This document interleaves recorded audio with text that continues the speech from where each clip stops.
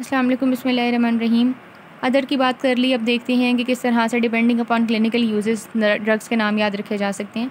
Status epilepticus के अंदर short acting और लॉन्ग एक्टिंग में डिवाइड करते हैं। लॉन्ग एक्टिंग से याद रखना है, लॉन्ग एक्टिंग यानी लंबी प्रोटेक्शन जहाँ मैं कहूँ वहाँ फेनेटोइन लिख देना है, पी फेनेटोइन और साथ फॉस्फेनेटोइन।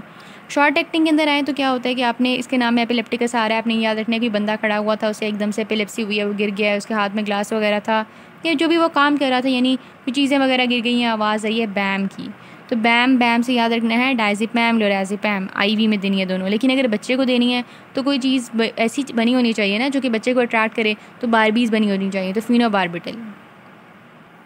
फिर और डिफरेंट टाइप ऑफ सीजर्स आ जाते हैं। टोनिक क्लोनिक सीजर्स या ग्रैंड मॉल सीजर्स किस तरह से याद रखना है कि अंकल जी गए हैं ग्रैंड मॉल में और उन्होंने ख़रीदा है टीवी।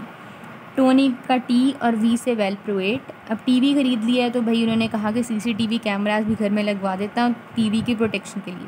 मैंने बोला जहाँ प्रोटेक्शन मैं कहूँगी वहाँ अपने फेनेटोइन और फॉस्फेनेटोइन उठा के लिख देना है। सीसीटीवी का मतलब है कार्बाजीपिन और ऑक्स कार्बाजीपिन।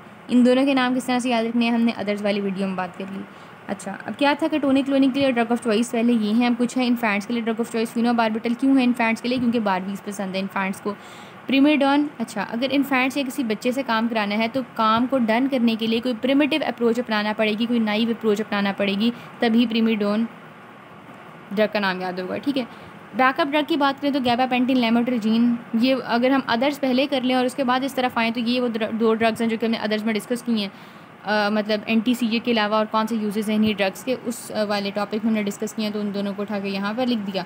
फिर आते हैं पार्शल सीजर्स में। पार्शल सीजर्स में क्या हुआ है, अब अगले दिन अंकल का टीवी ख़राब हो गया है, तो टी तो वहीं पर है, वी नहीं रहा, वेलप्रोएट जो है वो यहाँ से वी काट देना है। फिर अंकल ने क्या किया, अंकल ने लेमो, एक विच है, उसको कॉल की कि तुम्हारे पास 3 जिनीज़ हैं, अपने जिनीज़ से पूछ के बताओ कि मेरा टीवी पार्शली ख़राब हो गया, उसको सही किस तरह से करना है। लेमोट्रिजीन को हमने अदर वाले ड्रग में भी डिस्कस किया, तो यहाँ पर भी आ गया, तो रेनफोर्स हो गया।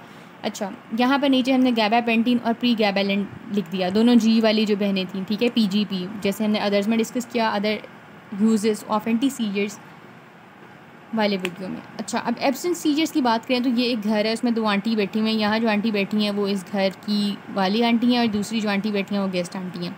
अब ये जो घर वाली आंटी हैं इनकी मेड नहीं आ रही, मेड एब्सेंट हो गई है, इसलिए बहुत ज़्यादा मसला डला हुआ है। ठीक है, अब ये आंटी अपनी गेस्ट वाली आंटी कहती हैं कि इथे सुख सी जदों मेड आया कर दी सी, तो इथो सुख सी माइड आ जाता है, और दूसरी आंटी कहती हैं वेल सेड यानी well prayed.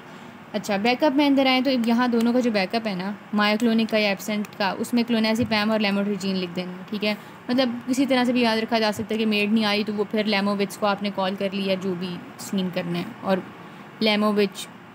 Anyways, let's not get into the details of this. Myoclonic की बात करें तो वेलप्रोएट जो है ड्रग ऑफ चॉइस बन जाएगी। एक ही ड्रग ऑफ चॉइस है, वेलप्रोएट है।